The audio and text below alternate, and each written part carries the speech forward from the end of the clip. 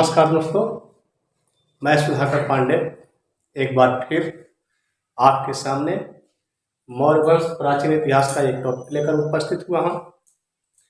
आशा करता हूँ यह टॉपिक आपके आगामी परीक्षा में काफ़ी उपयोगी सिद्ध होगा। अगर यह टॉपिक आपको अच्छा लगे तो मेरे चैनल को लाइक, सब्सक्राइब और शेयर जरूर करें। दोस्तों, मैंने मौर्य वंश से संबंधित कई वीडियो बना दिया है, जिसे आप नहीं देखे हों तो जाकर प्लेलिस्ट में देख लें, तब जाकर यह वीडियो आपको बहुत ही बेहतरीन समझ में आएगी।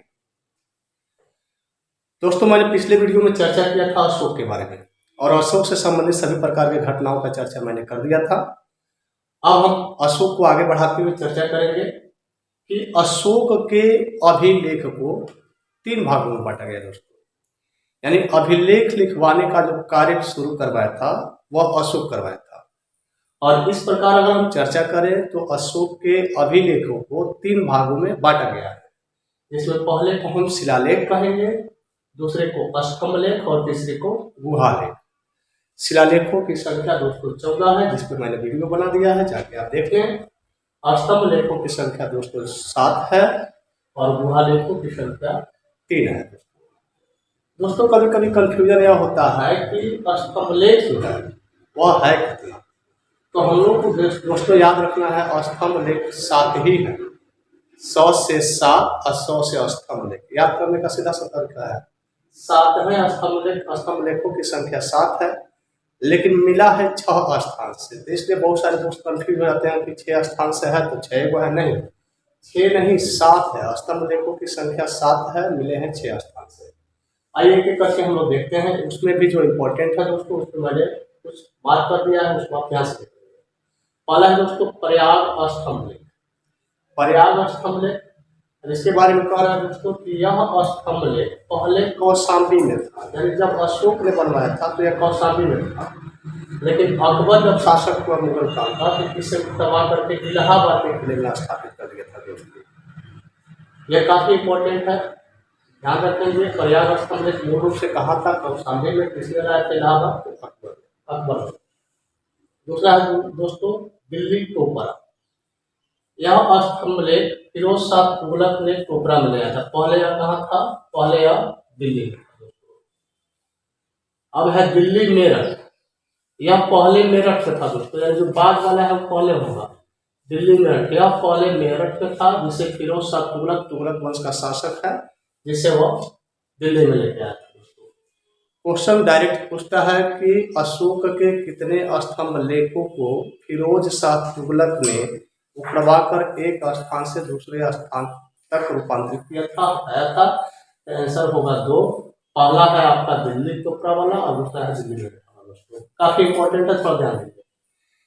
तीसरा नंबर क्वेश्चन दोस्तों पूछता है, कभी कभी परीक्षा पूछता है कि अशोक के कितने ऐसे स्तंभलेख थे। ये बिहार यूपीएससी दरोगा इत्यादि में बहुत ज्यादा क्वेश्चन पूछता है बिहार में, कि अशोक के कितने ऐसे स्तंभलेख हैं जो बिहार से प्राप्त हुए हैं। तो आंसर हम लोग का होगा 3। कौन कौन? रामपुरवा, लौरिया अरेराज और लौरिया नंदनगढ़। 3 ऐसे स्तंभलेख हैं जो आपको बिहार से मिले हुए हैं। आइए चर्चा करते हैं दोस्तों रामपुरवा पर। यह स्तंभलेख बिहार के चंपारण जिले में अवस्थित है, जिसकी खोज, इसका खोज भी कभी कभी खोज देता है। रामपुरवा स्तंभलेख का खोज 1872 ईस्वी में कार्ल लायल नामक व्यक्ति ने किया था। क्या नाम था? Karl Lyell. 5वां नंबर पर दोस्तों अगर हम देखें तो लौरिया अरेराज, ये भी आपका कहाँ है? चंपारण में है, जो बिहार के राज्य में पड़ता है। 6ठा नंबर है लौरिया नंदनगढ़, यह भी आपका कहाँ पे है? चंपारण के बिहार में है। लौरिया नंदनगढ़ का अभिलेख है, स्तंभलेख है जो दोस्तों, वह एकमात्र ऐसा स्तंभलेख है जिस पर मोर का चित्र है। तो क्वेश्चन कभी कभी डायरेक्ट पूछता है कि अशोक के किस स्तंभलेख में मोर का चित्र है, तो आंसर होगा दोस्तों हमारा लौरिया नंदनगढ़। अब दोस्तों थोड़ा स्तंभलेख से देखा जाए, कुछ इंपॉर्टेंट टॉपिक मैंने निकाला हुआ है, थोड़ा ध्यान देंगे। इससे भी क्वेश्चन कभी कभी पूछ दिए जाते हैं। पहला है रामपुरवा स्तंभलेख में 2 स्तंभलेख प्राप्त हुए हैं। यही देखिए, जो 6 हम लोग गिन रहे थे, ये 7 अब हो गया। रामपुरवा स्तंभलेख में 2 स्तंभ प्राप्त हुए हैं। पहला स्तंभ जो है वह लेख युक्त है, दूसरा जो है लेख विहीन है। रंगपुरवा में दो मिले हैं, पहला लेख युक्त है, दूसरा लेख विहीन है। अगला पॉइंट है दोस्तों, लेख युक्त जो स्तंभ लेख है उस पर शेर का चित्र है, रंगपुरवा से जो प्राप्त हुआ है, जो वर्तमान में राष्ट्रपति भवन में स्थापित है दोस्तों, उसे हटाकर राष्ट्रपति भवन में लाया गया है। ठीक है। दूसरा नंबर है, अगला नंबर है दोस्तों, अशोक के स्तंभ लेख एकास्मक में है, यानी अशोक ने जो स्तंभ लेख लिखवाना शुरू करवाया था वह एक ही पत्थर में है। अब ऐसा नहीं कि उसे जोड़ा गया है, काटा गया, नहीं, एक ही पत्थर को काट के बनाया गया है। तो अशोक के स्तंभ लेख एकास्मक है, जो चुनार के बरुआ पत्थर से निर्मित है दोस्तों। अब कह रहा है कि सारनाथ का एक स्तंभ लेख है जिस पर सिंह का चित्र है, जो उत्कृष्टतम लेखों में से, स्तंभ लेखों में से एक है। कौन सा सबसे महत्वपूर्ण है? तो सारनाथ का स्तंभ लेख। एक और क्वेश्चन पूछता है दोस्तों कि सांची का स्तूप, मध्य प्रदेश में सांची का स्तूप, वो भी काफी इंपॉर्टेंट है दोस्तों। अब कभी कभी क्वेश्चन पूछता है दोस्तों कि स्तंभ लेख का प्रयोग अशोक ने किया क्यों था? तो मैंने बताया था कि वो भेरी घोष को त्याग करके धम्म घोष का घोषणा किया था और धम्म घोष में वह शिलालेख अभिलेख लिखवाना शुरू करवाया था। तो स्तंभों का निर्माण अशोक ने धर्म के प्रचार प्रसार के लिए दोस्तों किया था। तो ये कुछ स्तंभ लेख से काफी जरूरी जो चीज है उसको मैंने इंडिकेट किया है। अब दोस्तों हम लोग उसके पड़ाव की ओर बढ़ रहे हैं। अब कह रहा है दोस्तों कि मौर्य साम्राज्य का प्रशासन जो था 5 बड़े प्रांतों में बटा हुआ था, यानी मौर्य प्रशासन जो था 5 प्रांतों में बटा हुआ था, है ना। अब इसमें इसकी राजधानी पूछता है दोस्तों कि किसकी राजधानी क्या थी? चंद्रगुप्त मौर्य के समय में मौर्य साम्राज्य 4 बड़े प्रांतों में बटा था, लेकिन अशोक के समय में मौर्य साम्राज्य 5 प्रांतों में बटा हुआ था। तो देखा जाए दोस्तों, उत्तरापद का राजधानी कहा था तक्षशिला, बहुत इंपॉर्टेंट है, ध्यान रखेंगे इस पर। उत्तरापद की राजधानी तक्षशिला थी, अवंती की राजधानी उज्जैनी थी, दक्षिणापद की राजधानी सुवर्णगिरी जिसे आप कर्नाटक कह सकते हैं, कलिंग की राजधानी तोशाली थी, काशी की राजधानी पाटलिपुत्र थी दोस्तों। इसको जरूर याद रखिएगा, ये परीक्षा में 100% पूछेगा आपको। एक बार और देख लिया जाए, उत्तरापद का तक्षशिला, उत्तरापद, तक्षशिला, अवंती, उज्जैनी, दक्षिणापद, सुवर्णगिरी, कलिंग, तोशाली, प्राची, पाटलिपुत्र। अब चंद्रगुप्त मौर्य के समय में कौन नहीं था? तो कलिंग नहीं था। कलिंग को अशोक के चंद्रगुप्त मौर्य के समय में कलिंग नहीं था, जिसे अशोक ने जीत करके मिलाया गया था।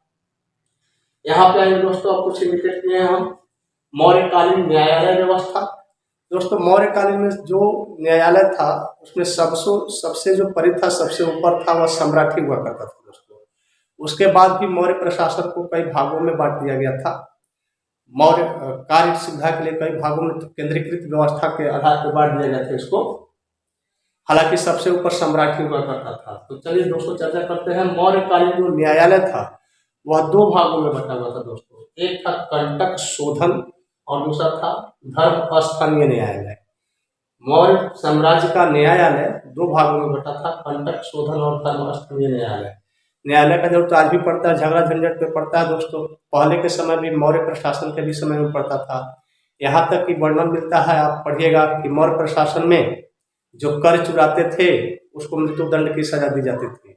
और कर कितना था? 1/10 था व्यापारियों के लिए और कृषि के लिए 1/4, 1/6 होता था दोस्तों।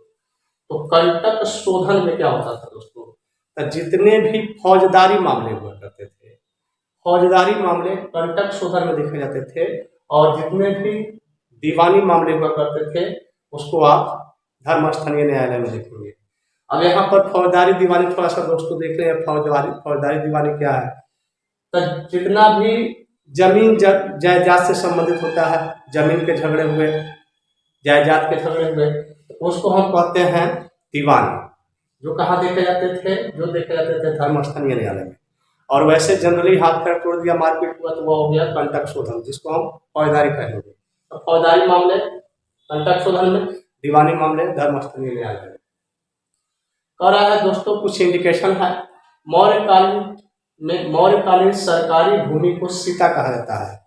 अब इसको बहुत ध्यान देना है दोस्तों। जैसे लोग समझ जाता है सीता माने राम की पत्नी, वो नहीं है। सीता उसे कहते हैं जो राजकीय भूमि हो, और चूंकि सीता माता का जन्म भूमि से उत्पन्न हुआ था इसलिए लड़किया का नाम सीता पड़ गया। क्लियर? तो मौर्य काल में सरकारी भूमि को क्या कहता है? सीता कहता है। उस समय विवाह की कई प्रथाएं प्रचलित थी दोस्तों, कई प्रथाएं थी। वर्ण व्यवस्था उस समय प्रचलित हो चुका था, है ना। तो उस व्यवस्थाओं को मैंने इंडिकेशन किया हुआ है, जैसे अनुलोम विवाह, ये भी परीक्षाओं में, काफी परीक्षाओं में पूछ चुका है, अनुलोम विवाह क्या है।